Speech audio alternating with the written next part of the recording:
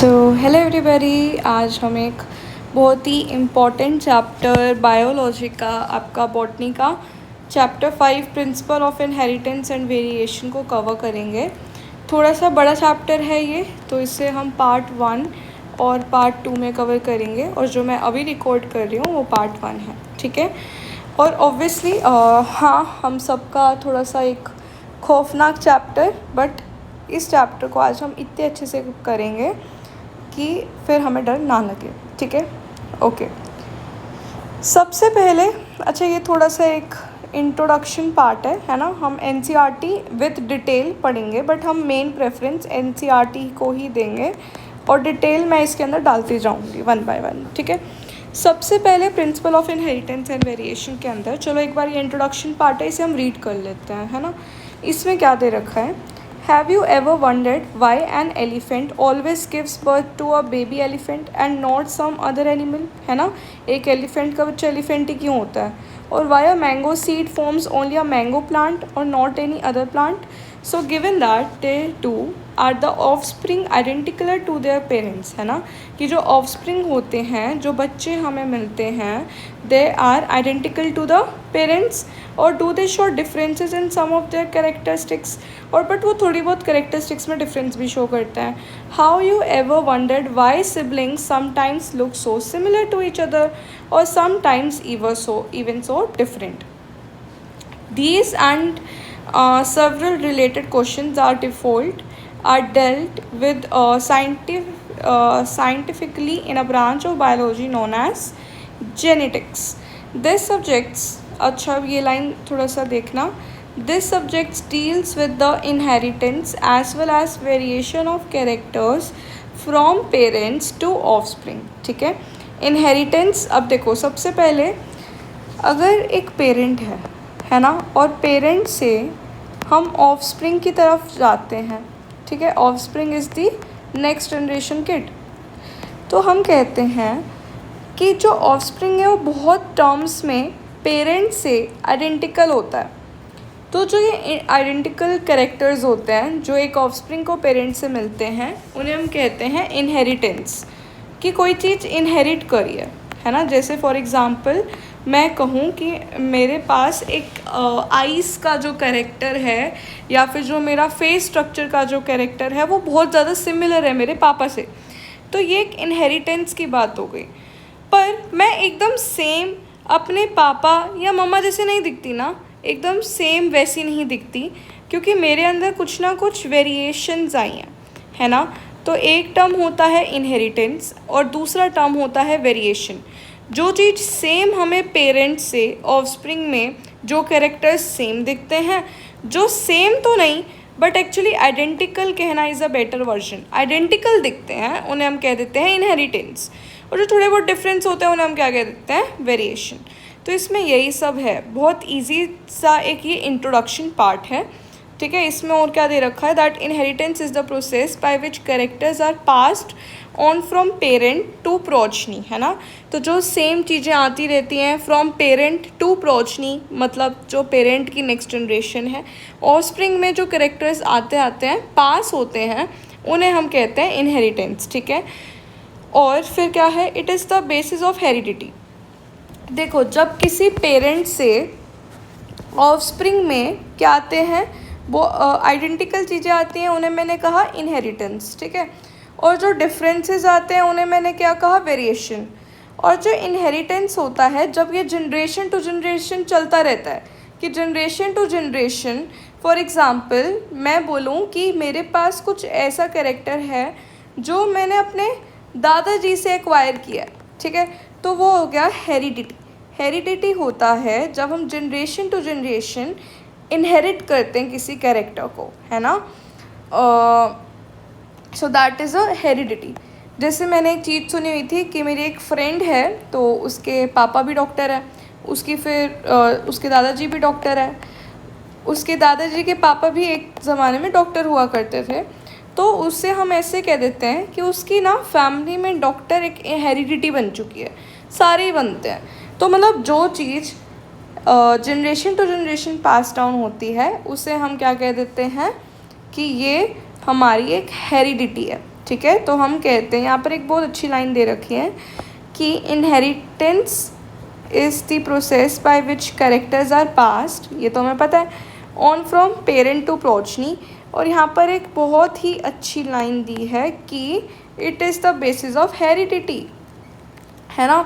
मतलब अगर एक जनरेशन से दूसरी जनरेशन में कैरेक्टर्स पास हो रहे हैं तो वो इनहेरिटेंस है, बट बहुत जनरेशन टू जनरेशन कैरेक्टर्स पास हो रहे हैं तो वो हेरिडिटी है, ठीक है।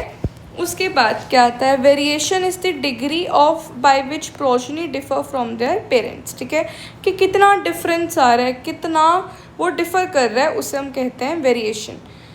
तो हमने बेसिकली ये क्या क्या चीज़ें पढ़ी हैं इसे थोड़ा सा देख लो एक बार, और क्या बस ये देख लो that the subjects deals with inheritance as well as, बस ये जेनेटिक्स के बारे में बोला है हमने यहाँ पे, दो ब्रॉडर टर्म्स इनहेरिटेंस और वेरिएशन के बारे में डिस्कस किया। इसके अलावा और क्या क्या दे रखा है एक बार देख लोगे। Humans new from as early as 8000 2000 BC that one of the causes of variation was hidden in sexual reproduction। तो ये हमें पता था, क्योंकि ऐसा क्यों है कि देखो सेक्सुअल रिप्रोडक्शन से गैमीट्स, चलो ये एक बार आगे चलते हैं। They exploited the variation that were naturally present in the wild populations of plants and animals to selectively breed and select for organisms that possessed desirable characters। मतलब कि जब भी हमें कोई एक ऑर्गेनिज्म को बनाना है या किसी भी स्पीशी को बनाना है तो उसे बनाने के लिए हम ब्रीडिंग कराते हैं उन मेन कैरेक्टर्स के बीच में। फॉर एग्ज़ाम्पल, अच्छा यहाँ पर एक ना हम काऊ का एग्ज़ाम्पल लेंगे, साहिवाल काऊ। देखो यहाँ पर wild cows, we have well known Indian breeds Sahiwal cows in Punjab. तो ये साहिवाल काउस कौन सी काऊ है जो कि आर्टिफिशियली सिलेक्शन से बनी है and domestication from wild cows से हमने एक पंजाब में ऐसी काऊ बनाई है साहिवाल काउस जो कि आर्टिफिशियली हमने बनाई है। मेन चीज़ मेरा कहने का क्या मतलब है इस पेज पे, एक तो देखो यहाँ तक यही सब आता है कि इनहेरिटेंस एंड वेरिएशन क्या होता है एंड हेरिडिटी क्या होता है। और ये लाइन बहुत इंपॉर्टेंट है दैट जो इनहेरिटेंस है ये बेसिस ऑफ हेरिडिटी है, ठीक है। अब इसके बाद हम इस पार्ट में पढ़ते हैं कि जो वेरिएशन है अगर वो आ रहा है तो उसके पीछे कहीं ना कहीं कोई ना कोई रीज़न सेक्सुअल रिप्रोडक्शन का है। ऐसा हम इसलिए कहते हैं क्योंकि सेक्सुअल रिप्रोडक्शन से गैमीट्स चेंज होंगे, क्रॉसिंग होगी, है ना। तो उसकी वजह से क्रोमोसोम्स, अब अभी हम आगे यही सब पढ़ने वाले हैं वैसे तो, बट हमें इतना तो समझ आ गया कि सेक्सुअल रिप्रोडक्शन की वजह से ही वेरिएशन हम कॉज करते हैं। क्योंकि जब हम एसेक्सुअली रिप्रोडक्शन हो रही होती है या फिर जब वेजिटेटिव रिप्रोडक्शन हो रही होती है तो हम देखते हैं कि ऑलमोस्ट सेम ही जो प्रोजनी है वो आती है, ठीक है। बट सेक्सुअल रिप्रोडक्शन में एक आइडेंटिकल प्रोजनी आती है, एक आइडेंटिकल ऑफस्प्रिंग आता है, बट उस ऑफस्प्रिंग में वेरिएशंस ज़रूर होते हैं। सो द रीज़न बिहाइंड इसके गैमीट्स का एक्सचेंज होता है। तो अब वो क्या है अभी हम समझेंगे अच्छे से।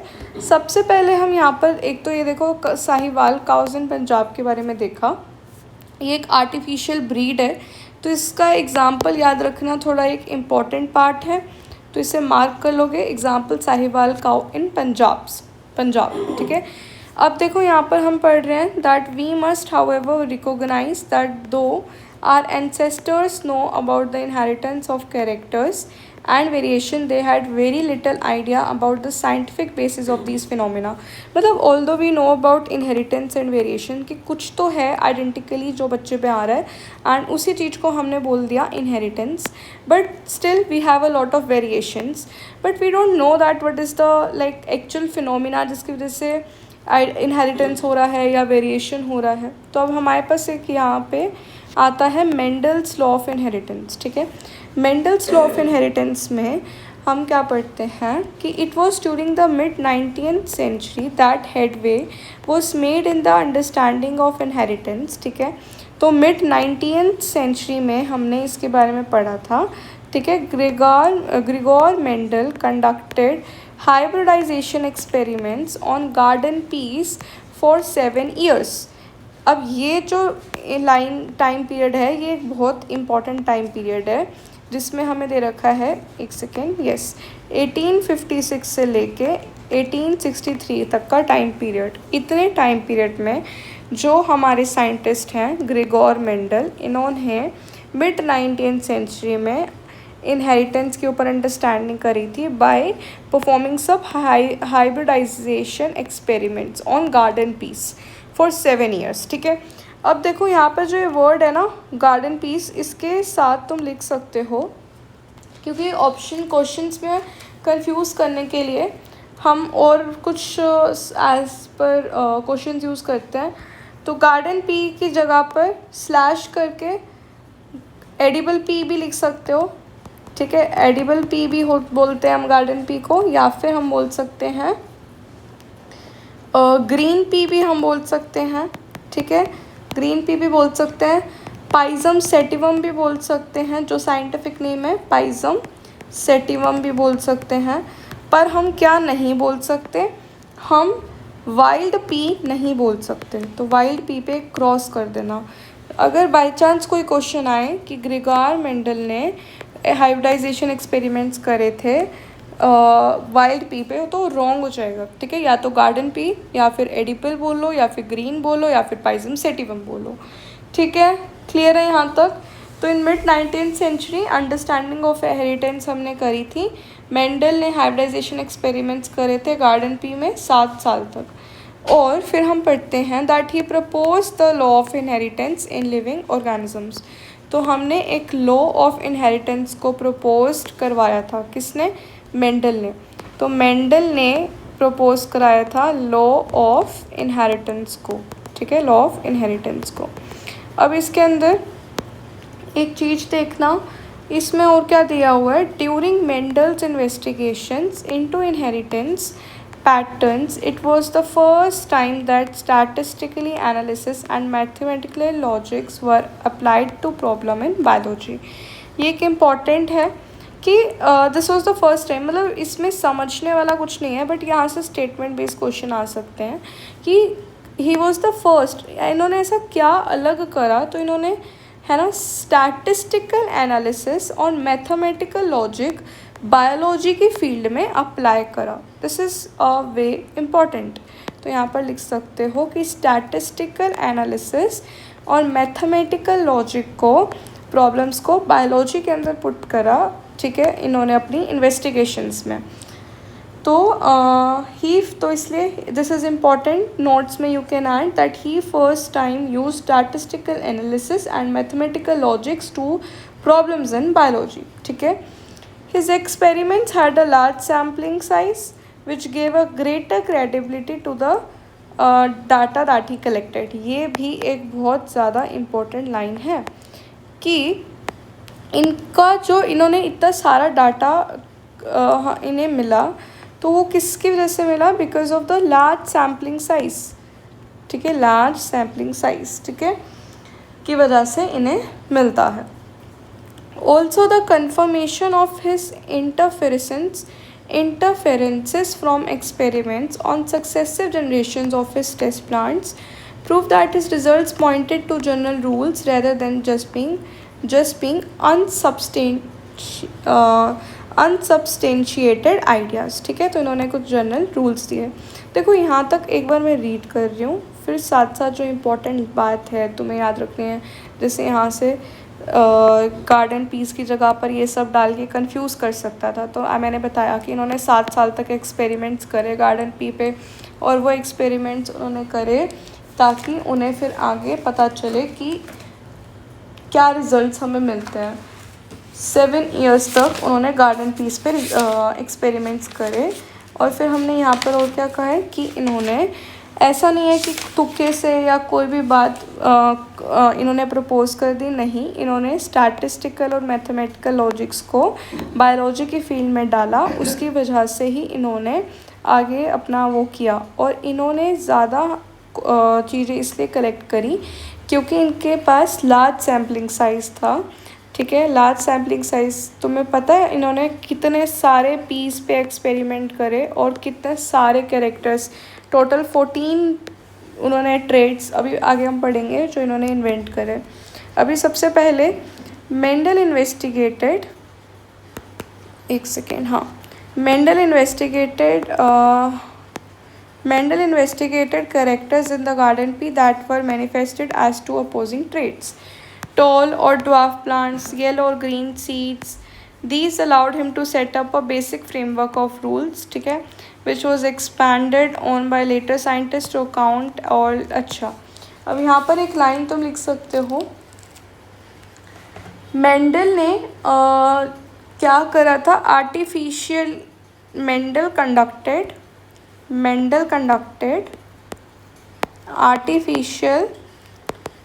कंडक्टेड आर्टिफिशियल हाइब्रिडाइजेशन, ठीक है, that is cross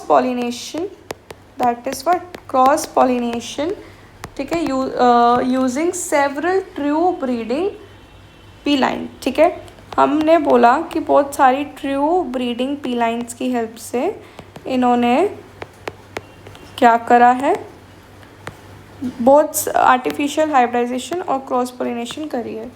what is this true breeding pea line, ये अभी हम यहाँ पर पढ़ेंगे, सेम लाइन इधर दी हुई है, that Mendel conducting such artificial pollination और cross pollination experiments using several true breeding pea lines. A true breeding line is one. अब ये बहुत इंपॉर्टेंट लाइन है कि एक्चुअली में ट्रू ब्रीडिंग पी लाइन क्या होता है। So it is the one having undergone continuous self pollination, एक ऐसी ब्रीडिंग पी लाइन जो बहुत टाइम से सेल्फ पॉलिनेशन कर रहा था और उसके अंदर एक पर्टिकुलर स्टेबल ट्रेट है, shows the stable trait inheritance and expression for several generation. एक स्टेबल ट्रेट को ही वो दिखा रहा है बहुत जनरेशन से, उसे हम कहते हैं ट्रू ब्रीडिंग पी लाइन। मतलब एक ऐसी पी लाइन जिसके अंदर एक स्टेबल ट्रेट इनहेरिटेड है और वो बहुत सारी जनरेशन से क्या हो रहा है, सेल्फ पॉलिनेशन कर रहा है। Mendel selected 14 true breeding pea line plant varieties. यहाँ से तो क्वेश्चंस बहुत आते हैं और हम कंफ्यूज होते हैं बिटवीन 7 और 14, कितनी true breeding pea line plant varieties है, तो 14 है। एज पेयर लिखा है which were similar except for one character, मतलब इन्होंने 14 ट्रू ब्रीडिंग पी लाइन्स ली बट उन 14 एज अ पेयर एग्जिस्ट कर रही है। एज अ पेयर एग्जिस्ट कर रही है का क्या मतलब है, अभी हम सीखेंगे आगे। Some of the contrasting trait selected were तीस। अच्छा देखो, अब हम इससे समझते हैं कि इसका क्या मतलब है। देखो, इन्होंने 14 ट्रू ब्रीडिंग पी लाइन्स ली का मतलब, एक ट्रू ब्रीडिंग पी लाइन्स क्या होता है, जिसमें एक करेक्टर डिफरेंट हो और बाकी सारे सेम हो। तो ऐसे इन्होंने 7 लिए, जिसमें से जैसे देखो ये 7 और ये 7, तो टोटल वो 14 हो गए। जैसे इन्होंने पहला लिया कि लेट्स से स्टेम हाइट और टॉल ड्वार्फ, मतलब कि ये एक करेक्टर डिफरेंट हो कि जो स्टेम की हाइट है ये एक करेक्टर है, ठीक है। अब एक में है टॉल, एक में है ड्वार्फ, बाकी सारी चीज़ें सेम हैं, बस ये टॉल और ड्वार्फ एक ऐसा करेक्टर है जो डिफरेंट है। तो ऐसे करके इन्होंने लिए, ठीक है, 14 ट्रू ब्रीडिंग पी लाइन्स ले ली, ठीक है। एक टॉल की ले ली, एक ड्वार्फ की ले ली, फिर एक वायलेट की ले ली, एक वाइट की ले ली। कहने का मतलब ये है इन्होंने एक करेक्टर ऐसा रखा जो डिफरेंट था, बाकी सारे सेम थे। फॉर एग्ज़ाम्पल फ्लावर की पोजीशन एक करेक्टर है, तो इसके अंदर 2 कॉन्ट्रास्टिंग ट्रेट है, एक्सियल एंड टर्मिनल। तो इन्होंने एक ऐसी पी लाइन ली जिसमें जो एक हमारे पास है फ्लावर पोजीशन वो एक्सियल है, दूसरी टर्मिनल है। जो एक्सियल वाली है उसमें भी यही सारे करेक्टर्स हैं और टर्मिनल वाले में भी यही सारे करेक्टर्स हैं, मतलब बाकी सारे करेक्टर्स दोनों में सेम है, बस एक एक्सियल है एक टर्मिनल है। समझ रहे हो, एक करेक्टर के ट्रेट को डिफरेंट रखा, बाकी सारे सेम रखें। तो अब तुम्हें ये वाली टेबल को याद करना बहुत ज़रूरी है क्योंकि ये हमें याद करना ही होगा। जैसे स्टेम हाइट है, तो स्टेम हाइट के अंदर टॉल एंड ड्वार्फ होता है। फ्लावर का कलर है, तो फ्लावर कलर के अंदर वायलेट एंड वाइट, अब ये सारे डोमिनेंट है, टॉल वायलेट, ठीक है। कैसे याद करेंगे? देखो सबसे, अब हम जल्दी से इसे विद इन 2 मिनट्स याद करते हैं and I have a trick with that. देखो स्टेम की हाइट को तो हम याद कर सकते हैं ना इजली कि डोमिनेंट टॉल होगा एंड रिसेसिव ड्वार्फ होगा, क्योंकि टॉल ही तो डोमिनेंट होगा ऑब्वियसली। फ्लावर का कलर देखो तुम ऐसे याद कर लो कि हमें रंग बिरंगी चीज़ें पसंद है, हमें फिक्की चीज़ें पसंद नहीं है, तो फ्लावर के कलर में डोमिनेंट आ जाएगा वायलेट और वाइट क्या हो जाएगा? रिसेसिव। फ्लावर की पोजीशन में यू कैन से कि हमें टर्मिनल में रहना ऐसे एक्सक्लूडेड फील होता है, तो हम एक्सियल ही रहेंगे, ठीक है। तो axial is a dominant where as terminal is recessive, ठीक है। फिर आता है पोड शेप, पहले आएगा स्टेम की हाइट, फिर फ्लावर का कलर, फिर फ्लावर की पोजीशन, ठीक है, फिर आएगा पोड शेप, ठीक है। फ्लावर कलर समझ आ गया, वायलेट वाइट, फ्लावर पोजीशन, पहले स्टेम हाइट आएगी, फिर देखो पहले हम स्टेम के बारे में बात करेंगे, ठीक है, स्टेम की हाइट, फिर हम आ जाएंगे फ्लावर के ऊपर, पहले हम फ्लावर का कलर करेंगे, फिर फ्लावर की पोजीशन करेंगे, फिर आएंगे हम पोड के ऊपर और फिर आ जाएंगे हम सीड के ऊपर। तो पोड के अंदर पोड की शेप एंड पोड का कलर। पोड हमें कैसा चाहिए? इन्फ्लेटेड चाहिए, कॉन्स्ट्रिक्टेड नहीं चाहिए, ठीक है। अब पोड का कलर हमें हरा भरा चाहिए, ठीक है, येलो नहीं चाहिए, ठीक है, येलो नहीं चाहिए और हरा भरा चाहिए। सीड का शेप हमें राउंड गोल गोल चाहिए, रिंकल नहीं चाहिए, और सीड का कलर हमें येलो चाहिए, ग्रीन नहीं चाहिए। अब मेन कन्फ्यूजन आती है पोड कलर और सीड कलर की। देखो सीड तो अंदर है ना, तो वो अगर हरा भरा नहीं भी रहेगा डजेंट मैटर, बट पोड जो पोड है वो सीड को पोड हमें दिखेगा बाहर से, तो पोड हमारा होना चाहिए ग्रीन, पोड होना चाहिए हरा भरा, सीड हमारा येलो भी चलेगा। तो ये 7 जो कैरेक्टर्स हैं जिनके 2 कॉन्ट्रास्टिंग ट्रेड्स, एक कॉन्ट्रास्टिंग ट्रेड पेयर है, जल्दी से बताओ। सबसे पहले हमारे पास क्या था? स्टेम हाइट, यस, क्या था हमारे पास? स्टेम हाइट था। स्टेम हाइट के अंदर मैंने 2 बताए थे, टॉल एंड ड्वार्फ। डोमिनेंट क्या है? टॉल, रिसेसिव क्या है? ड्वार्फ। फिर आ जाते हैं हम फ्लावर की कलर या पोजीशन, पहले हम करते हैं कलर। कलर में हमें रंग बिरंगा पसंद है, तो आ गया था वायलेट, और जो डोमिनेंट भी है, और वाइट हमारा होता है रिसेसिव। फिर आ गई थी फ्लावर की पोजीशन। फ्लावर की पोजीशन के अंदर देखो हमें किसी भी चीज़ में एक्सक्लूडेड फील नहीं होना, हमें टर्मिनल पे नहीं लेना, तो हम रहेंगे एक्सियल। तो एक्सियल हो जाएगा हमारे पास डोमिनेंट और टर्मिनल हमारा हो जाएगा रिसेसिव। स्टेम हो गया, फ्लावर हो गया, अब आ जाओ पोड। पोड की जो शेप होगी वो होनी चाहिए इन्फ्लेटेड, हमें कंस्ट्रिक्टेड नहीं चाहिए, तो इन्फ्लेटेड हमें चाहिए, और जो कंस्ट्रिक्टेड है वो हमें नहीं चाहिए, ठीक है। फिर आ जाओगे पोड के कलर में। पोड का कलर हमें दिखता है तो हमें हरा भरा चाहिए, तो ग्रीन हो जाएगा डोमिनेंट, येलो हो जाएगा हमारा रिसेसिव। फिर आ जाओ सीड की शेप में। सीड की शेप में इफ़ आई टॉक अबाउट, तो सीड हमें चाहिए गोल गोल, तो इधर आ जाएगा round which is dominant and wrinkled is recessive, ठीक है। फिर आ जाता है सीड का कलर। तो सीड का कलर हमें, सीड अंदर से नहीं दिखता, तो हमें येलो पसंद है और ग्रीन हमारा रिसेसिव है। तो ये हो गए 1 2 3 4 5 6 and 7 characters with recessive traits. अब देखो समझने वाली बात, ये जो मैंने चीज़ बताई ये होते हैं हमारे क्या? कैरेक्टर्स, इन्हें हम कहते हैं कैरेक्टर्स, ठीक है। और ये जो चीज़ बताई गई है इन्हें हम कहते हैं ट्रेट्स। मतलब हमारे पास 2 चीज़ है, एक होता है कैरेक्टर्स। कैरेक्टर्स होता है कोई भी एक कैरेक्टर, जैसे यहाँ पे हाइट है, तो हाइट एक कैरेक्टर है, बट ये अलग अलग तरीके से हो सकती है, टॉल एंड ड्वार्फ, तो ये हो गया ट्रेट। अब इसमें मैं ज़्यादा नहीं जाऊँगी, इतना तो अंडरस्टैंडिंग है कि कैरेक्टर और ट्रेट के बीच में क्या डिफरेंस है। एक कैरेक्टर के 2 ट्रेट्स हैं।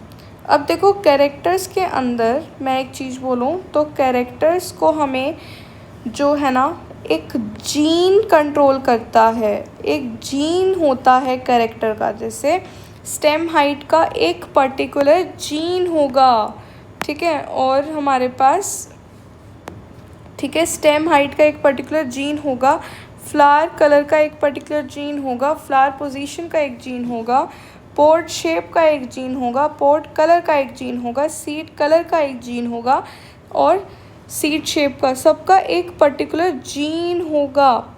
ठीक है, एक जीन, इन सब का एक अपना अपना जीन होगा। बट अब एक जो जीन होता है उस जीन के और कैरेक्टर्स आते हैं, उस एक पर्टिकुलर जीन के हमारे पास क्या आते हैं, कैरेक्टर्स आते हैं। ठीक है, एक जीन के हमारे पास जीन किसी एक कैरेक्टर का होगा। ठीक है, अब जीन को अगर मुझे लिखना है हाइट का जीन तो टी, ये एक हाइट का जीन है जिसके अंदर 2 अलील हैं, ये एक अलील है, ठीक है, और ये एक अलील है। मतलब एक अलील है बड़ा वाला टी, एक अलील है छोटा वाला टी। जो बड़ा वाला टी होता है वो हमेशा डोमिनेट करता है छोटे वाले टी को। तो हम कहते हैं कि जब भी बड़ा वाला टी होगा इन द प्रेजेंस ऑफ छोटा वाला टी, ये बड़ा वाला टी जो है छोटे वाले टी को डोमिनेट कर देगा, जिसकी वजह से छोटा वाला टी अपने आप को एक्सप्रेस नहीं कर सकता।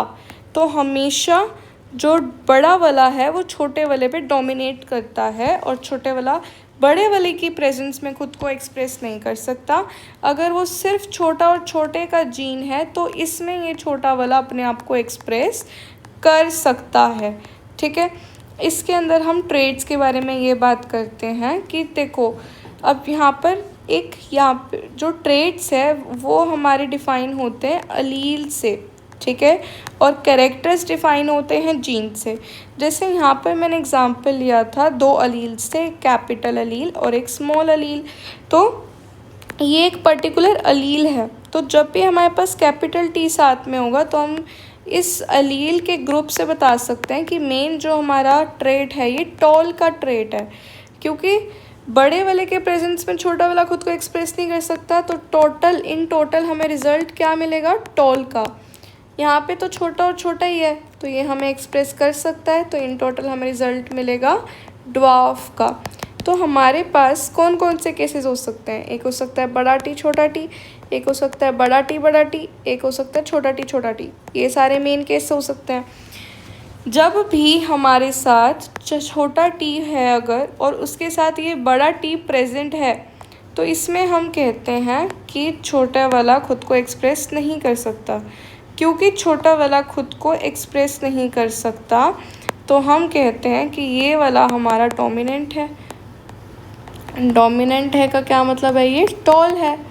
ठीक है, वैसे ही ये भी क्या होगा, टॉल है, लेकिन यहाँ पर आ जाएगा ड्वार्फ, क्योंकि दोनों ही रिसेसिव यहाँ पर प्रेजेंट है। आ गया समझ में, पक्का। ठीक है, अभी हम इसी सारी चीज़ों को पढ़ने वाले हैं, बट आई होप यहाँ तक तुम लोग को क्लियर है। अब आता है इनहेरिटेंस ऑफ वन जीन। जब हम एक जीन के इनहेरिटेंस के बारे में बात करते हैं, एक बार यहाँ तक का थोड़ा सा रिवाइज कर लो तुम लोग। अच्छा, कुछ चीज़ें लिखवा लेती हूँ मैं तुम्हें इससे रिलेटेड। एक सेकेंड रुकोगे, हाँ देखोगे टोटल कैरेक्टर्स कितने हैं बताओ, यहाँ से देख के बताओ कि टोटल कैरेक्टर्स कितने हैं। टोटल कैरेक्टर्स हैं बच्चे 7। ये 1 2 3 4 5 6 7, ये तो ट्रेड्स है ना सबके, तो टोटल कैरेक्टर्स आर 7। ओके, अब बताओगे टोटल ट्रेड्स कितने हैं। टोटल ट्रेड्स हो जाएंगे 14, क्योंकि हमारे पास ये 7 डोमिनेटिंग वाले भी हैं और ये 7 रिसेसिव वाले भी हैं। टोटल ट्रेड्स कितने हो जाएंगे, 14।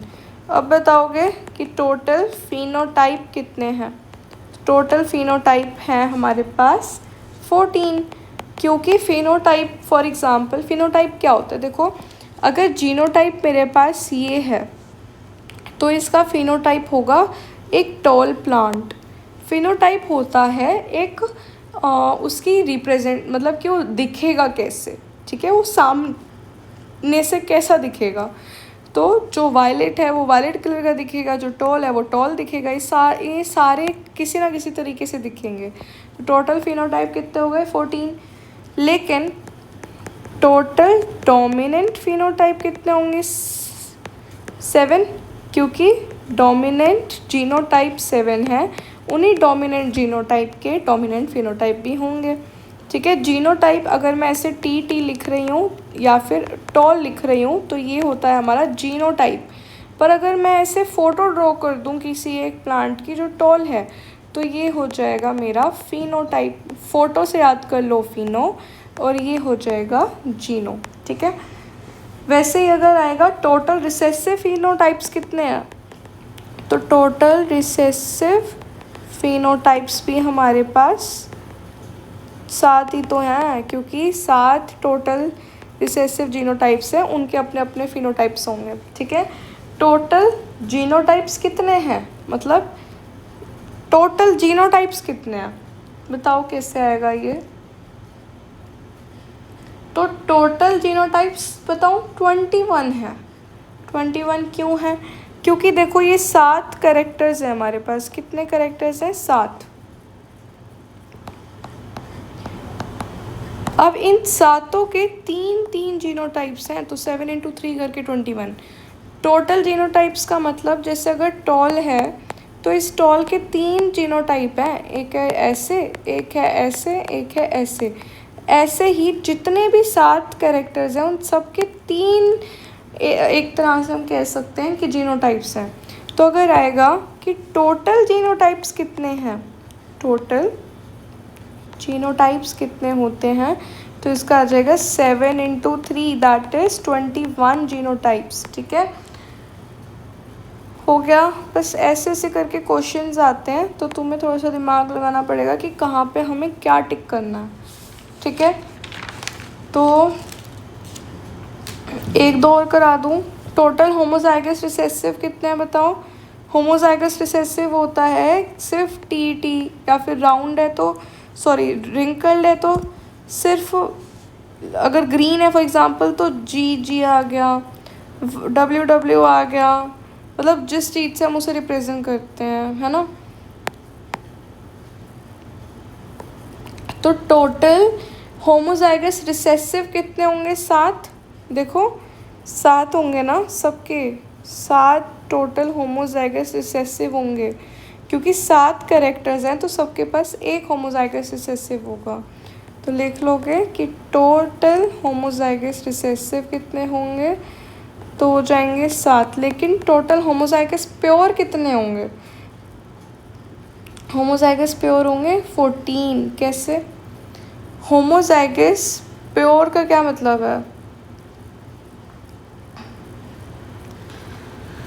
होमोजाइगस मतलब अगर टी है तो सिर्फ टी ही है, आर है तो आर ही है। ठीक है, तो ये भी होमोजाइगस हो गया। ऐसे इधर भी तो होमोजाइगस होंगे, छोटा टी छोटा आर, तो यहाँ पर भी 7 होंगे, यहाँ पर भी 7 होंगे, टोटल 14 होंगे। तो अगर टोटल सिर्फ होमोजाइगस रिसेसिव कहा है तो 7, अगर सिर्फ टोटल होमोजाइगस का है, आगे कुछ नहीं कहा। देखो ये वाला टोटल होमोजाइगस रिसेसिव है, तो रिसेसिव में मैंने बोल दिया 7। अगर सिर्फ टोटल होमोजाइगस कहा है तो हम कहेंगे दैट इज़ 14। ठीक है, और टोटल हेट्रोजाइगस कितना होगा? That is 7। ठीक है, टोटल हेट्रोजाइगस कितना होगा? That would be 7। सबके पास देखो ये दोनों एक मिलाएगा, जैसे टी टॉल का सिर्फ एक ये है, फिर वायलेट और वाइट का सिर्फ ये होगा। ठीक है, होमोजाइगस हेट्रोजाइगस बनाना है, सबका एक होगा, तो टोटल 7। ठीक है, ये सारे क्वेश्चंस एक बार एनालाइज करना जो मैंने यहाँ पर लिखवाए हैं, और समझने की कोशिश करना, ना समझ आए तो बताना। ठीक है, अब देखो हम यहाँ पर एक चीज़ कंक्लूड करते हैं, वो क्या है कि जो मेंडल है इन्होंने 7 कैरेक्टर्स लिए। ठीक है, यहाँ पर एक लाइन लिख लो, जो पी प्लांट है, एक तो तुम्हें पता होना चाहिए कि पी प्लांट जो होता है उसके पास डिप्लॉयड क्रोमोसोम कितने होते हैं? डिप्लॉयड क्रोमोसोम नंबर अगर हम लें तो 14। जैसे ह्यूमंस में हम बात करते हैं तो हम डिप्लॉयड क्रोमोसोम्स को है तो हम बोलते हैं 23 पेयर्स हैं, बट 46 क्रोमोसोम्स हैं। वैसे ही पी प्लांट के पास 14 हम लेंगे कि 14 होते हैं डिप्लॉयड की फॉर्म में और 7 होते हैं हैप्लॉयड। ठीक है, मतलब 7 + 7 ही तो 14 देगा। मतलब 7 क्रोमोसोम्स, अगर हम एक तरह से हम बोल सकते हैं कि 7 पेयर हैं इनके पास, या फिर 14 क्रोमोसोम्स हैं। ठीक है, तो इसलिए डिप्लॉयड में हमने बोल दिया 14 और हैप्लॉयड में हमने बोल दिया 7। ठीक है, अब देखोगे बेसिकली ऐसे इमेजिन कर लो, हमने ऐसे बनाया है 1 2 3 4 5 6 7, ये सारे हैप्लॉयड है। अब इनके पास एक अपना अपना एक साथी होगा, तो डिप्लॉयड में हमारे पास आ गए। ठीक है, टोटल डिप्लॉयड में कितने आ गए, ये 1 2 3 4 5 6 7 8 9 10 11 12 13 14। ठीक है, ठीक है। Mendel's 7 characters were present on 4 chromosomes. अब मेंडल ने कितने करेक्टर्स लिए थे, 7 करेक्टर्स लिए थे। वो जो 7 करेक्टर्स हैं वो पर्टिकुलर कोई 4 क्रोमोसोम के ऊपर प्रेजेंट है। अगर मैंने इस क्रोमोसोम को मैंने बोला कि क्रोमोसोम नंबर, अच्छा अब मैं पेयर की फॉर्म में नहीं ले रही, ब्लू वाले को नहीं देख रही, सिर्फ इस ब्राउन वाले को देख रही हूँ। ठीक है, सिर्फ इस ब्राउन वाले को मैं देख रही हूँ।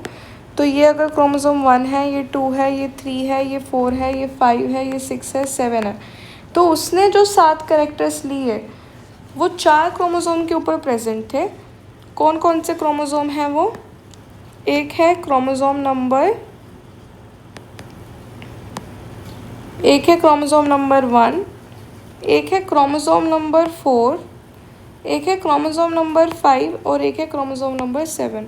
गलती से भूल मत जाना। ठीक है, कौन कौन से जो इन्होंने 7 करेक्टर्स जो लिए थे जो भी हमने पढ़े, वो कौन कौन से क्रोमोसोम नंबर पर हैं। टोटल 7 क्रोमोसोम है, तो 1 chromosome number 1, then 4, then 5 and then 7। Chromosome number 1, chromosome number 4, chromosome number 5 and chromosome number 7 के ऊपर वो सारे करेक्टर्स प्रेजेंट है। ठीक है, I hope this is much clear. अब पहले हम बनाते हैं क्रोमोसोम नंबर 1। लेट्स से ये क्रोमोसोम नंबर 1 है, तो क्रोमोसोम नंबर 1 के ऊपर कौन से 2 जीन्स प्रेजेंट है, एक जीन 2 जीन। ठीक है, तो क्रोमोसोम नंबर 1 के ऊपर एक जीन प्रेजेंट होता है फ्लावर के कलर का और एक जीन प्रेजेंट होता है सीड के कलर का। सीड के कलर का मतलब कि फर्स्ट क्रोमोसोम के ऊपर फ्लावर का कलर और सीड के कलर का जीन प्रेजेंट है। ठीक है, फ्लावर के कलर का और सीड के कलर का जो जीन है वो फर्स्ट क्रोमोसोम पे है।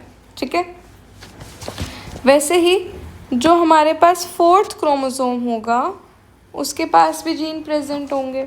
इसके पास इन टोटल 3 जीन होते हैं। पोड शेप का जीन होगा, प्लांट की हाइट का होगा और फ्लावर पोजीशन का होगा। फ्लावर कलर और सीड का कलर हमने ऑलरेडी फर्स्ट क्रोमोसोम पे देख लिया। अब एक आता है 4th वाले पे पोड शेप। एक तो हम शेप देखते हैं, ठीक है, और हम क्या देखते हैं, हाइट, प्लांट की हाइट, पोड शेप, प्लांट हाइट, और एक देखते हैं फ्लावर पोजीशन। ठीक है, यहाँ पर हाइट, पोजीशन, शेप, इन सब के बारे में बात होती है। जैसे पहले में कलर चल रहा था ना, यहाँ पे ना शेप चल रहा है। ठीक है, तो फर्स्ट वाले में फ्लावर का कलर एंड सीड का कलर, और फिर 4th वाले क्रोमोसोम नंबर पे पोड शेप, प्लांट की हाइट और फ्लावर की पोजीशन का होता है। 5 करेक्टर्स तो हो गए, दो ही सिर्फ करेक्टर्स बचे। तो एक करेक्टर होता है 5th क्रोमोसोम पे और एक करेक्टर होता है 7th क्रोमोसोम पे। 5th क्रोमोसोम के ऊपर कौन से करेक्टर का जीन होता है, पोर्ट कलर। ठीक है, तो यहाँ पे अब कन्फ्यूजन आती है कि pod colour, seed colour, flower colour. तो याद रखना कि फ्लावर कलर और सीड कलर का जो जीन होगा वो फर्स्ट क्रोमोसोम पे होगा, ठीक है। पोड की शेप, प्लांट की हाइट, फ्लावर की पोजीशन का कलर होगा का जीन होगा फोर्थ क्रोमोसोम पे, ठीक है। फिफ्थ के ऊपर होता है पोड कलर।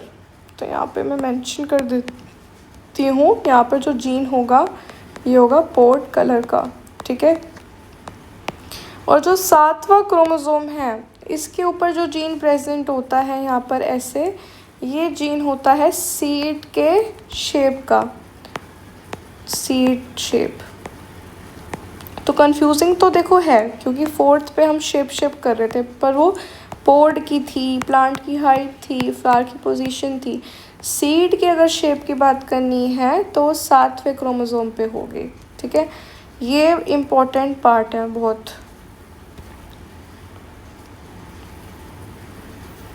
तो ये समझ लेना। एक बार ज़रा इधर तक थोड़ा सा देख लो, कोई भी डाउट तो नहीं है ना। एक बार इधर तक देख लो थोड़ा सा, है ना।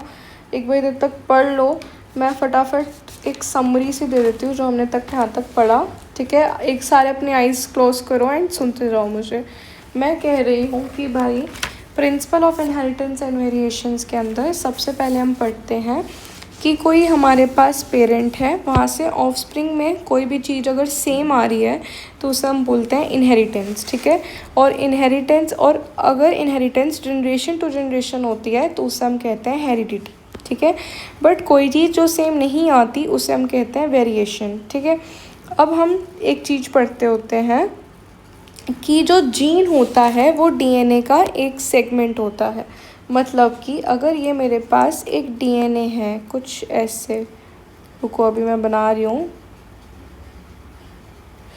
तो इस डीएनए का जो सेगमेंट है वो होगा जीन। मतलब इतना पार्ट ले लो तो वो एक जीन हो जाएगा, दिस इज़ जीन 1, ठीक है। और एक बार इतना पार्ट ले लो, दिस इज़ जीन 2। मतलब डीएनए का एक सेगमेंट ही तो जीन होता है, ठीक है। और जब ये डीएनए कंडेंस होता है ना, डीएनए कंडेंस होता है। देखो पहले तो डीएनए कैसे रहेगा, ऐसे रहेगा, वन क्रोमैटिड वाला डीएनए होगा G1 फेस में।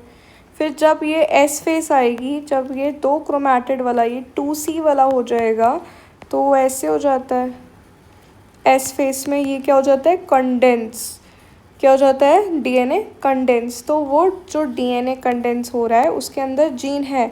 इस डीएनए के ऊपर ऐसे सोच के चलो कि ये जीन है, ऐसे ऐसे जीन है, ये दिस इज़ अ जीन। तभी मैंने जब क्रोमोसोम बनाया था उसके ऊपर मैंने कहा था कि यहाँ पर एक जीन होगा, क्योंकि एक्चुअली में तो एक डीएनए जब कंडेंस होता है तभी हमारा क्रोमोसोम बनता है ना।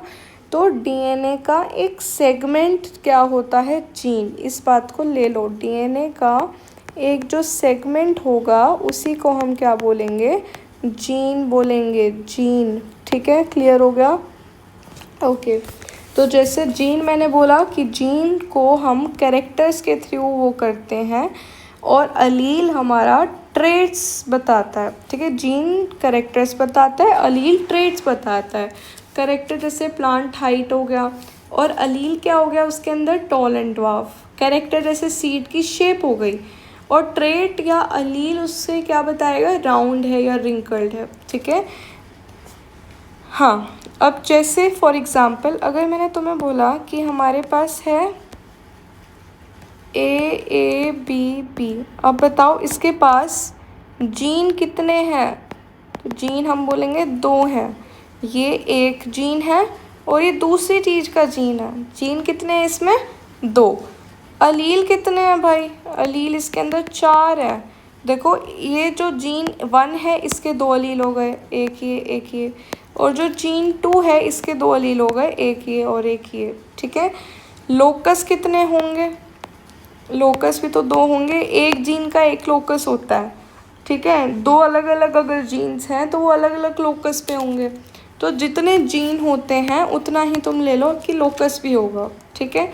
कैरेक्टर कितने होंगे, जितने जीन होते हैं, क्योंकि कैरेक्टर्स को कौन बताता है, जीन, तो 2। और ट्रेट्स कितने होंगे, 4।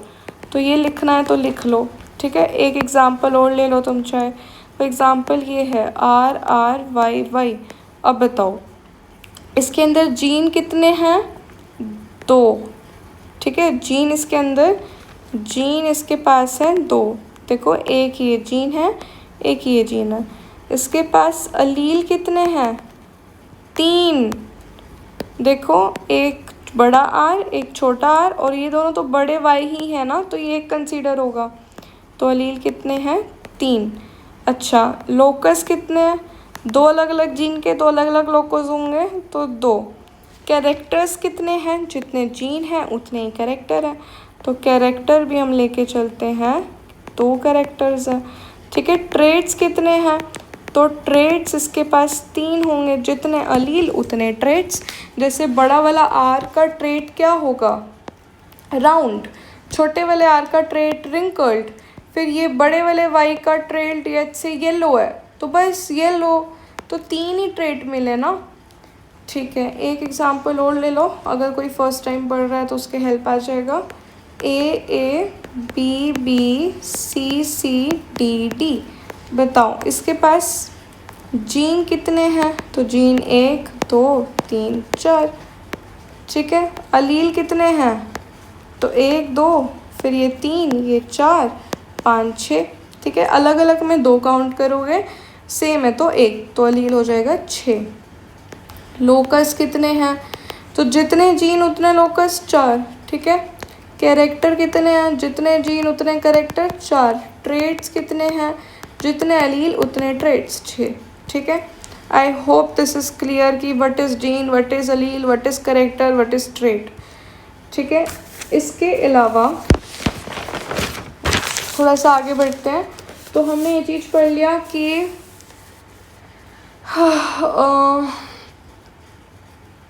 अगर देखो हमारे पास ऐसे लिखा हुआ है,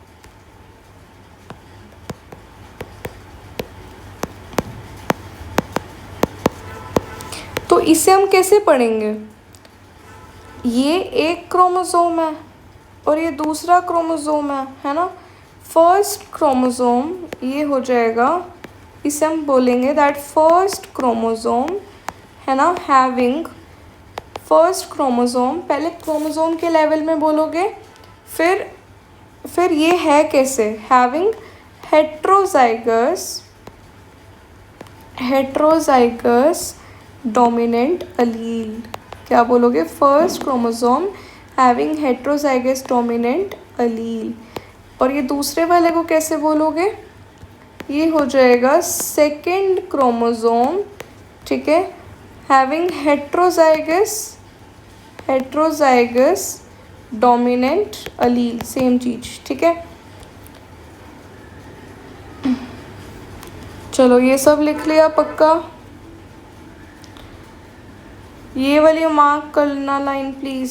genetics deals with inheritance as well as variation of characters. Important line है, बार बार कह रही हूँ। जेनेटिक्स डील्स विद, लिख लो, inheritance as well as variation of characters. Inheritance is the process by which characters are passed from parent to progeny and it is the basis of heredity. Sahiwal cow is in Punjab, Indian breed जो है कि developed from ancestral wild cows through artificial selection and domestication. Mendel की history हमने पढ़ ली है कि mid 19th century understanding of heritance was made. ठीक है, Mendel conducted hybridization experiments on garden peas for 7 years। यहाँ पे गार्डन पीस को तुम कुछ भी लिख सकते हो, edible pea, green pea, Pisum sativum, but wild pea मत बोलना। He propose law of inheritance on living organism. He first time use statistical analysis and mathematical logics to problems in biology. Greater credibility to the data he collected was because of large sampling size। ठीक है, important points पर बोल रही हूँ बार बार। He did experiment for successive generations and pointed to general rules of inheritance rather than being unsubstantiated ideas, ठीक है। Mendel conducted artificial hybridization cross pollination using several true breeding feline. A true breeding feline is one that undergoes continuous self pollination showing stable trait inheritance for several generation, ठीक है। अच्छा, ये सब हमने पढ़ लिया है। अब हम नया टॉपिक स्टार्ट कर रहे हैं, इनहेरिटेंस ऑफ वन जीन। इसे स्टार्ट करने से पहले मुझे कुछ चीज़ें तुम्हें बतानी है। सुनो पहले एक point, very important. allele is dominant, not gene, very important. अगर एक जीन है हाइट का तो हम ऐसे लिखते हैं, सॉरी, टॉल और ड्वार्फ को, है ना। बट क्या हम ऐसे बोलते हैं कि इसमें जीन डोमिनेंट है? नहीं भाई, ये एक जीन है टोटल, इसके पास एक अलील है जो कि डोमिनेंट है और दूसरा अलील है जो कि रिसेसिव है। तो जो एक अलील होता है उसे हम डोमिनेंट या रिसेसिव कहते हैं, एक जीन को हम डोमिनेंट या रिसेसिव नहीं कहते। तो अलील इज़ डोमिनेंट, नॉट जीन, पहला पॉइंट है ये, ठीक है। ये समझ आ गया। चलो अब हम स्टार्ट करते हैं इनहेरिटेंस ऑफ वन जीन, ठीक है। बहुत ही बेसिक्स चल रहा है अभी तो।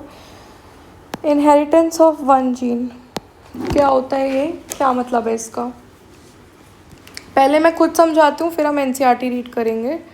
तो एक पेज ले लेते हैं, यस, ओके, सुनते रहना। इनहेरिटेंस ऑफ वन जीन, अगर हमारे पास एक डोमिनेंट कोई कैरेक्टर है और साथ में एक रिसेसिव है, ठीक है, हमने इसका क्या कराया, क्रॉसिंग कराई। क्या करा रहे हैं? क्रॉसिंग। ये डोमिनेंट जीन है और ये एक रिसेसिव जीन है, क्या हम इसे कह सकते हैं? नहीं, गलत। डोमिनेंट या रिसेसिव कभी जीन नहीं होता। ये एक जीन है जो कि होमोजाइगस डोमिनेंट अलील का है और ये एक जीन है जो कि होमोजाइगस रिसेसिव अलील का है। अब समझ आया? तो this is gene 1 and this is gene 2। अब देखो, ये हमारे पास जब हम पहली पेरेंट स्टेज में क्रॉसिंग कराते हैं तो उस स्टेज को हम बोलते हैं दैट दिस इज़ हमारी पेरेंट स्टेज। अब क्रॉसिंग करा के देखो यहाँ से हमें क्या क्या मिला। जब हम वी और वी देखते हैं तो यहाँ से एक ही गैमीट हमें मिलेगा, वी, एक ही प्रकार का gamete.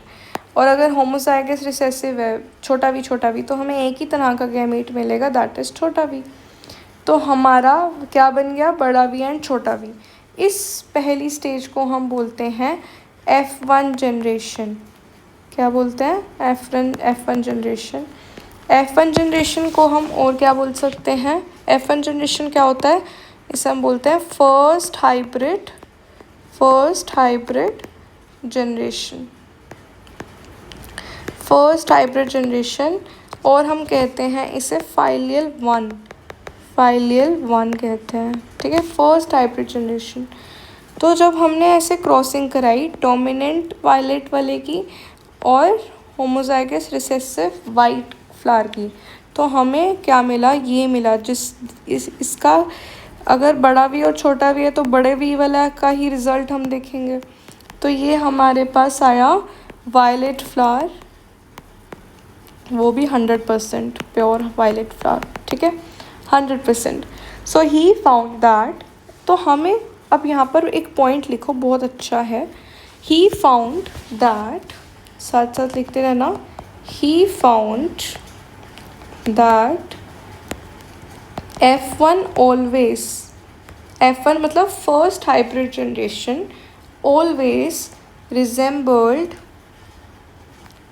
with either one of the parent। मतलब पेरेंट में ये भी था, एक ये वाइट है, सॉरी ये वायलेट है और ये वाला क्या है? वाइट। तो जो F1 जनरेशन है वो किसी एक पेरेंट को रिजेंबल करती है। इसमें से हम वाइट का फीचर नहीं देख सकते, है ना, one of the parent, and the trait of the other parent was not seen in them. किसी एक पेरेंट का ट्रेट हमें दिखेगा और दूसरे का नहीं दिखेगा। अब हम आगे क्या करते हैं, ये हमारे पास जो जनरेशन आई है इसे हमने क्या बोल दिया, F1 generation, first hybrid generation. अब हम क्या करेंगे, जब इस फर्स्ट हाइब्रिड जनरेशन की सेल्फिंग कराएंगे, मतलब बड़ा वी छोटा वी, एक सेकेंड थोड़ा सा एक लाइट कलर ले लेते हैं, बड़ा वी और छोटा वी का सेल्फिंग कराएंगे, मतलब खुद से ही क्रॉस कराएंगे। अब मेरे पास क्या बनेगा बताओगे, अब इसकी क्रॉसिंग कराओगे, बताओ इसके पास सब 2 गैमीट्स है, बड़ा वी छोटा वी, इसके पास 2 गैमीट्स है, बड़ा वी छोटा वी, ये इसके साथ, ठीक है, और ये इसके साथ, क्या मिला, ये मिला, फिर ये इसके साथ और ये इसके साथ, एक सेकेंड, ये इसके साथ, तो ये हो गया बड़ा वी, ये हो गया बड़ा वी छोटा वी, बड़ा वी छोटा वी, छोटा वी छोटा वी। तो यहाँ पे ये वायलेट है, ठीक है, ये भी वॉयलेट है, सॉरी हाँ ये भी वॉयलेट है, ये भी वॉयलेट है, और ये हमारा वाइट है। तो अब हमने जब F1 जनरेशन का सेल्फ क्रॉस करवाया और हमारे पास जो ये F2 जनरेशन आई, तो उसके पास एक ट्रेट आया वाइट कलर का, वो वाइट यहाँ से नहीं आया, वो वाइट यहाँ से आया।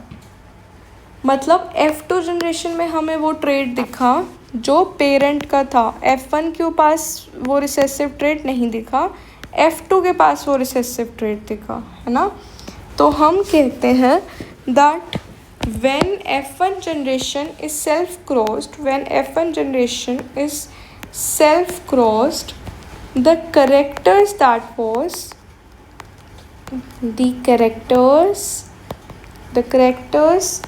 that was not seen in F1 generation, जो करेक्टर्स हमें F1 जनरेशन में नहीं दिख रहे थे, was now expressed, वो अब आ जाते हैं, was now expressed, अब वो करेक्टर्स हमारे पास आ जाएंगे, was now expressed and developed, ठीक है, and developed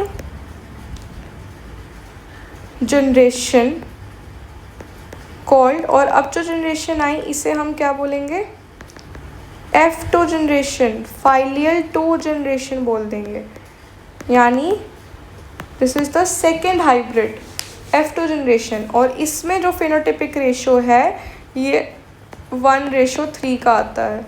देखो ये सारे वॉयलेट है और ये वाइट है, तो 1:3, 3:1 भी कह सकते हो, बट हम 1:3 यूज़ करते हैं, ठीक है। Developed plants are identical to their parent type and did not show any blending.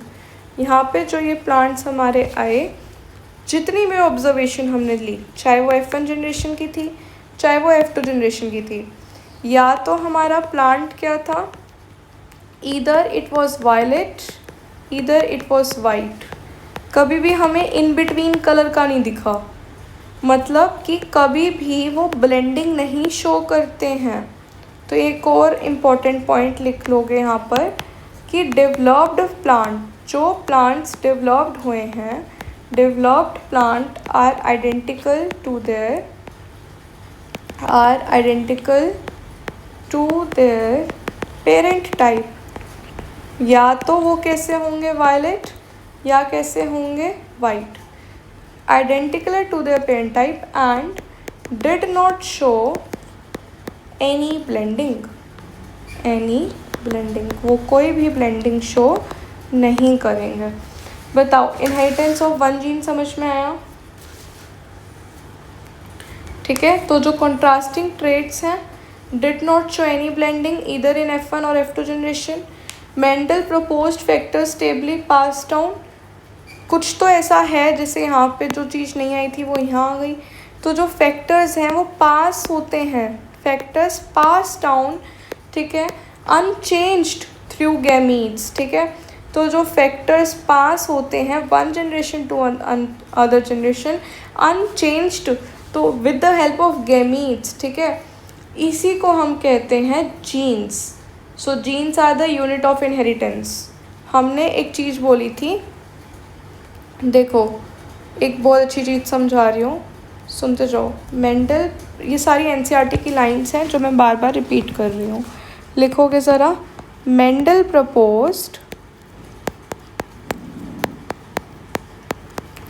proposed factors stably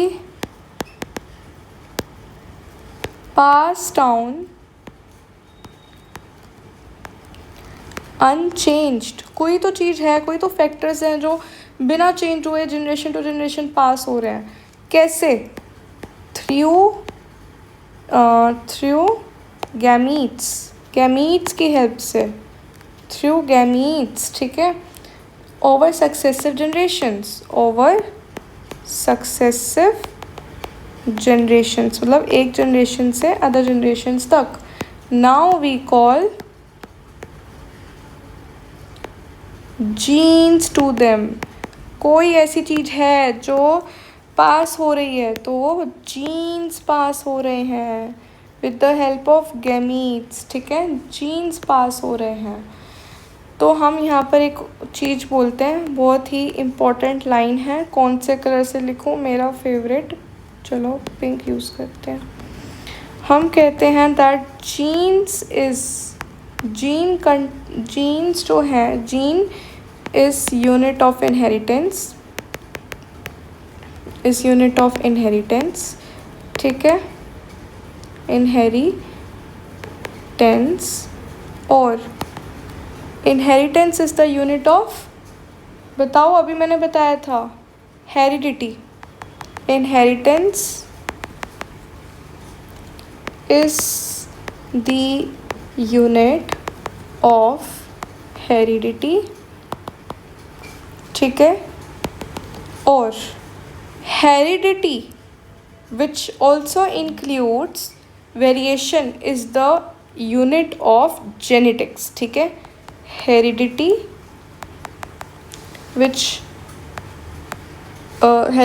with variations, heredity plus variations together is the unit of branch genetics। समझ में आया? ये 3 statement. तो jeans तो inheritance के, मतलब जो चीज़ same आ रही है तो जीन्स की वजह से आ रही है, ठीक है। और इनहेरिटेंस एक हेरिडिटी का यूनिट है, क्योंकि हेरिडिटी क्या होता है? जो चीज़ सेम आती है फ्रॉम जनरेशन टू जनरेशन, ठीक है। और हेरिडिटी प्लस वेरिएशन, मतलब जिसमें सेम चीज़ें भी हैं और डिफरेंट भी हैं, तो वो हमारा टुगेदर जेनेटिक्स ब्रांच का एक यूनिट है, क्योंकि जेनेटिक्स क्या है? जो दोनों चीज़ों से डील करता है, ठीक है। ऑलराइट, आई होप यहाँ तक तुम्हें एज सच कोई ज़्यादा प्रॉब्लम नहीं आई है। एक लाइन और लिखोगे अच्छी सी, लिखो ज़रा। Gene contains the information. Gene contains the information that is required to express a particular trait, ठीक है। एक्सप्रेस अ पर्टिकुलर ट्रेट, कि वो ट्रेट चाहे टोल का है चाहे ड्वार्फ का है, तो सारी इन्फॉर्मेशन एक जीन देता है। जिस तरह का जीन आया होगा वो बताएगा, ठीक है।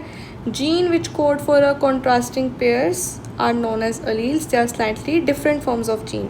तो जो अलील होता है वो एक जीन का डिफरेंट फॉर्म है, जैसे कि टी और टी मैंने बताया, तो ये जीन की 2 डिफरेंट फॉर्म्स जो हैं वो अलील है। तो हम लिख सकते हैं कि genes which code for a pair of contrasting traits, gene के पास कॉन्ट्रास्टिंग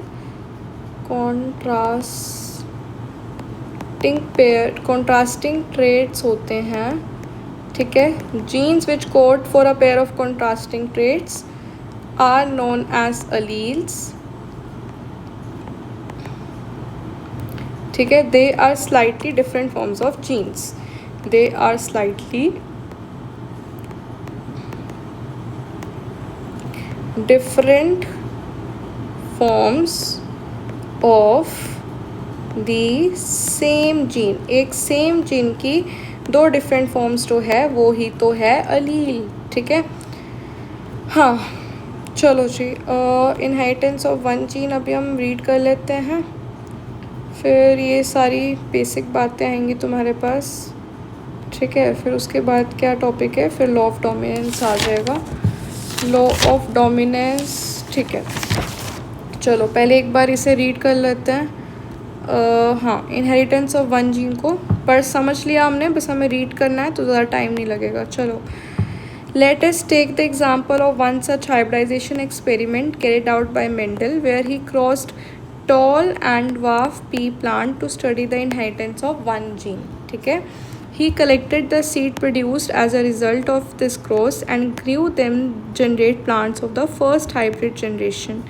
अब जो फर्स्ट देखो, इन्होंने एक टॉल का और एक ड्वार्फ का क्रॉस करवाया, ठीक है। मतलब एक बड़ा टी और एक छोटा टी का इन्होंने क्रॉस कराया।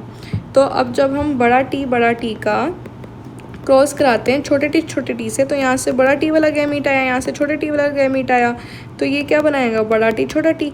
तो ये जो बड़ा टी छोटा टी है ये फाइलियल वन जनरेशन है, और ये हमें टॉल के बारे में ही तो बता रही है। तो देखो एनसीईआरटी अब आगे यही कहेगी दैट जो फर्स्ट जनरेशन आई, this generation is also called the filial one progeny or the F1. Mendel observed that all the F1 progeny plants were tall like one of the its parents, है ना। तो F1 generation में जो dominant feature है वही हमें दिखे, none were dwarf. He made similar observation for the other pairs of the trait. He found that F1 generation is always resembled either one of the parents, है ना। तो एक पेरेंट्स के ऊपर रिजेंबल करती है and the other parent was not seen in them, ठीक है। So Mendel then self-pollinated the tall F1 plants and to his surprise found that in the F2 generation some of the offspring were dwarf. The character that were not seen in the F1 generation, वो अब जो F1 generation में हमें dwarf का character नहीं दिखा वो अब दिख रहा था।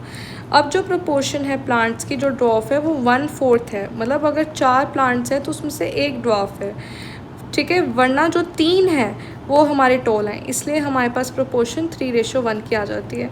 The tall and dwarf traits were identical to their parental type and did not show any blending.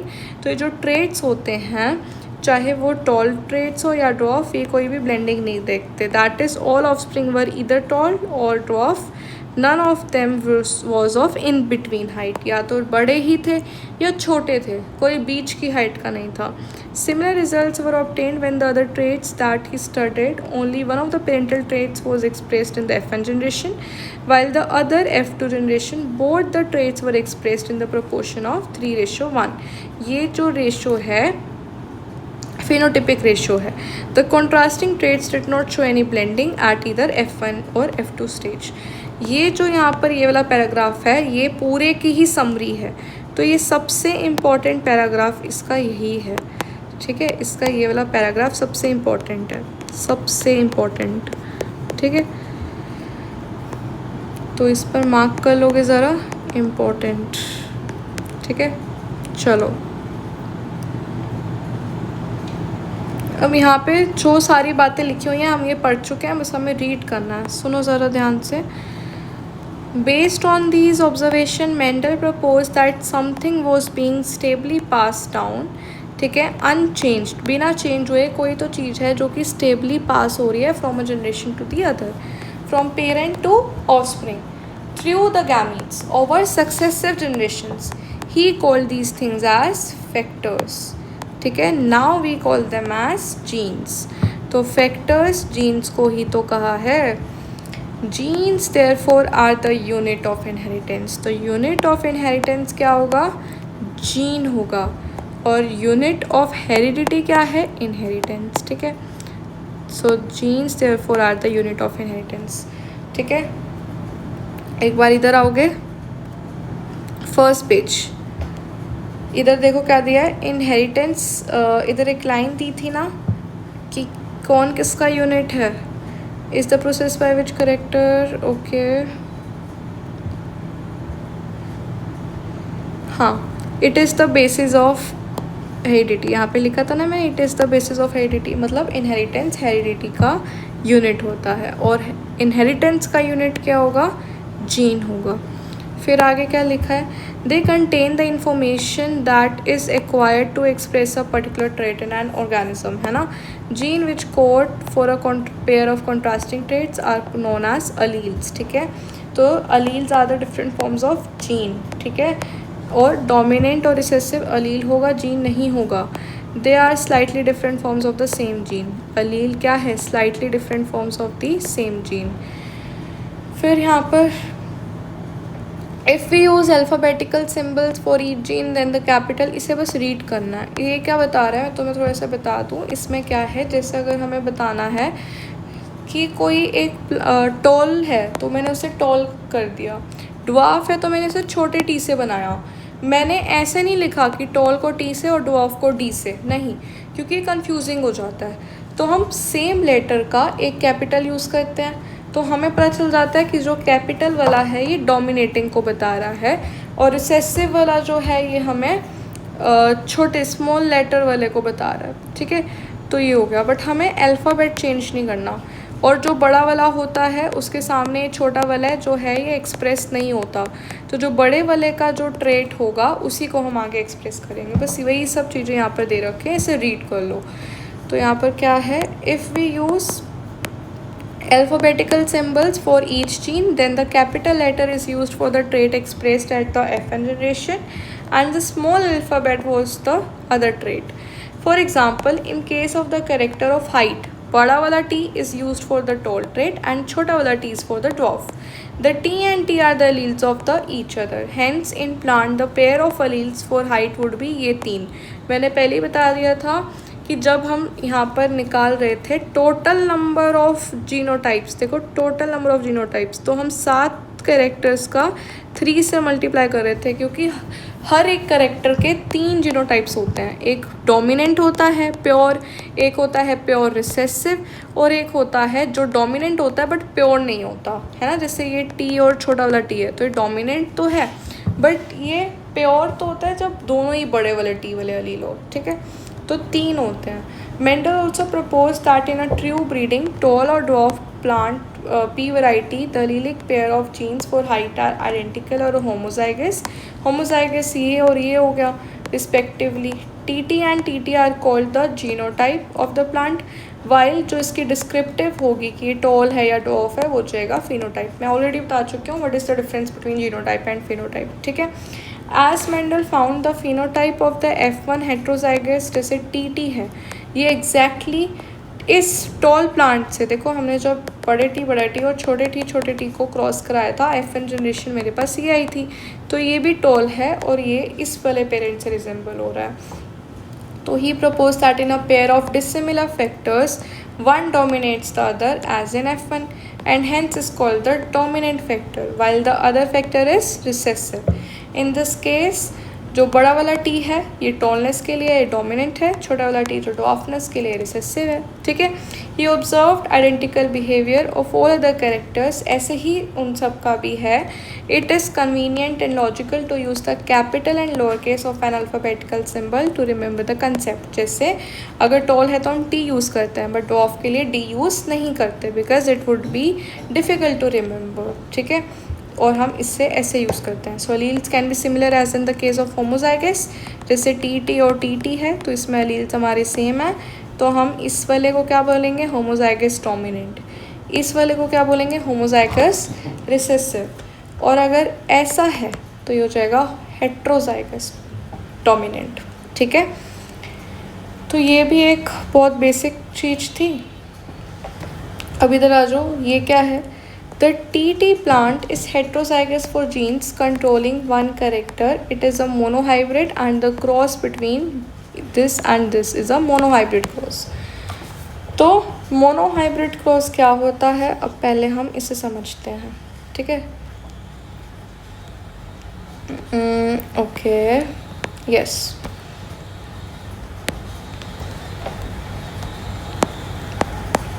Monohybrid cross. Monohybrid cross क्या होता है, अगर हमने एक हाइब्रिड लिया, ठीक है, मोनोहाइब्रिड प्लांट लिया, दूसरा भी एक मोनोहाइब्रिड, देखो ये हाइब्रिड है ना, ये ना ही होमोजाइगस है, होमोजाइगस डोमिनेंट है, ना ही होमोजाइगस रिसेसिव है, हमें एक हाइब्रिड लेना है. तो हमने एक हाइब्रिड ये लिया, एक हाइब्रिड ये लिया, इसके बीच में टॉल क्रॉस करवाया, तो ये भी एक मेरा कैसा है, मोनोहाइब्रिड प्लांट है, ठीक है. और ये जो दूसरा प्लांट है इससे भी मैं क्या बोल दूँगी, ये कैसा है, ये भी मेरा मोनोहाइब्रिड प्लांट है. दोनों हमारे मोनोहाइब्रिड प्लांट्स हैं. इससे हमें रिज़ल्ट मिलता है कुछ ऐसा. ये तुम्हें याद कर लो, निकाल के भी मैं दिखा देती हूँ. जैसे देखो ये है,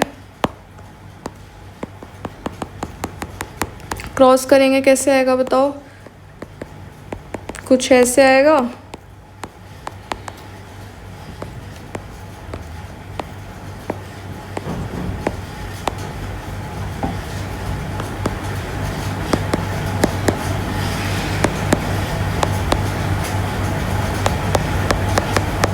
देखो यही तो है, दो हाइब्रिड बने, एक होमोजाइगस डोमिनेंट बना, एक होमोजाइगस रिसेसिव बना, यही मैंने बताया. पर इसे अब तुम याद ही कर लो, कितनी बार क्रॉस करोगे, ठीक है. So these are the results of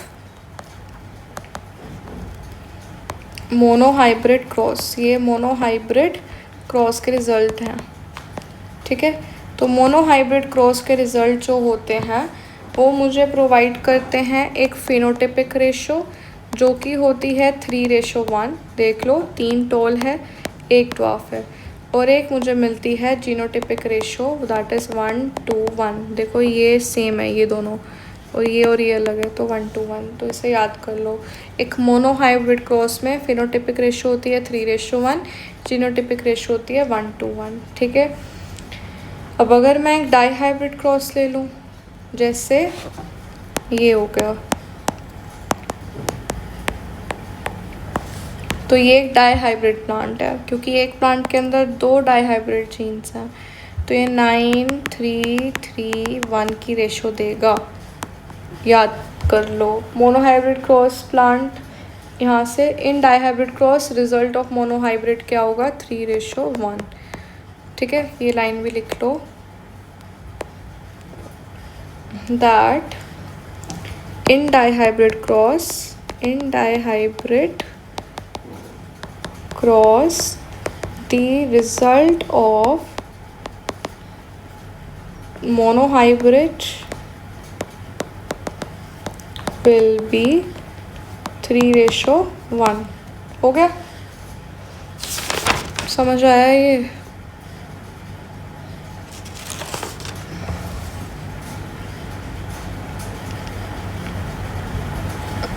अभी इसके बाद एक चीज़ और है, उसके बाद ही हम रीड कर सकते हैं. ओके, चलो तो मैं थोड़ा सा एक आइडिया दे देती हूँ इसके आगे का भी. देखो, how law of segregation will be explained. पहले एक हेडिंग डालेंगे, law of segregation. How law of segregation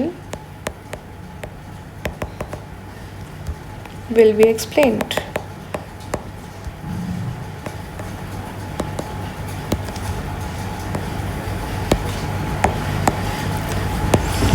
अगर हमारे पास ऐसे क्रॉस है होमोजाइगस डोमिनेंट और होमोजाइगस रिसेसिव के बीच में, ये एक पेरेंट प्रोजनी है, यहाँ से मेरे पास क्या आएगा, heterozygous dominant, this is the F1.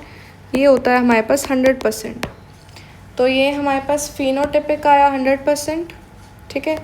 Phenotypic मेरे पास क्या आया, टॉल आया 100%, ठीक है. और जीनोटिपिक आया हेट्रोजाइगस टॉल 100%, क्या आया? Heterozygous tall that is 100%। ठीक है, तो ये अब ऐसे देखो, फोर्क लाइन मेथड होता है, एक बार कर लोगे तो समझ आ जाएगा, बार बार करने की जरूरत नहीं होती इसे। ये एक हाइब्रिड है, ये एक हाइब्रिड है, ये हमारी F2 जनरेशन में देखो, अब जैसे ये ऐसे आया ना, अब इसकी सेल्फिंग करा रहे हैं, तो सेल्फिंग कराएंगे तो इसके 2 गैमीट्स लिखेंगे, ये 2, और इसके भी 2 गैमीट्स लिखेंगे, ये 2। अब पहले वाले गैमीट की उसके पहले वाले के साथ, पहले वाले की उसके दूसरे वाले के साथ, यहाँ पे दूसरे वाले की पहले वाले के साथ, और यहाँ पे दूसरे वाले की पहले वाले के साथ। देखो ये चीज़ आ जाएगी। इस मेथड को हम कहते हैं फोर्क लाइन मेथड। कौन सा मेथड है ये? फोर्क लाइन मेथड, जिसमें हमारे पास जो फिनोटिपिक रेशो होती है वो आती है 3:1। ठीक है, 1:3 लिख लो, चाहे 75:25% लिख लो, चाहे ऐसे लिखते हैं कंफ्यूज करने के लिए, 75% रेशो 25%। और जो जीनोटिपिक रेशो है वो आ जाएगी मेरे पास 1:1 की। ठीक है, 1:1। इस 1:1 को बताऊँ, ये कंफ्यूज करने के लिए ऐसे लिख देते हैं। अब ये तो उसका हाफ ही है ना, देखो इसमें अगर मैं ये 1:1 है भाई, इसमें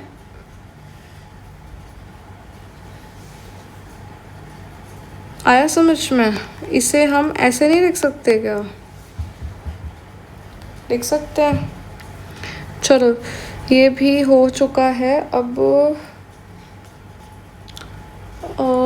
आ जाओ पुनेट स्क्वायर वो अच्छा, अब मैं 1-2 लाइन तो मैं लिखवा देती हूँ, बस फिर NCERT ईजिली रीड हो जाएगी। ठीक है, पहली लाइन है दैट जो पुनेट स्क्वायर है, क्या पुनेट स्क्वायर होता है, it was developed by British geneticist. ठीक है, एक ब्रिटिश जेनेटिस्ट था, तो ब्रिटिश था कोई, तो उसने ही डेवलप किया था। उनका नाम रेगिनाल्ड सी पुनेट है। ठीक है, to find probability of all possible genotypes. इन्होंने क्यों करा? To find the probability.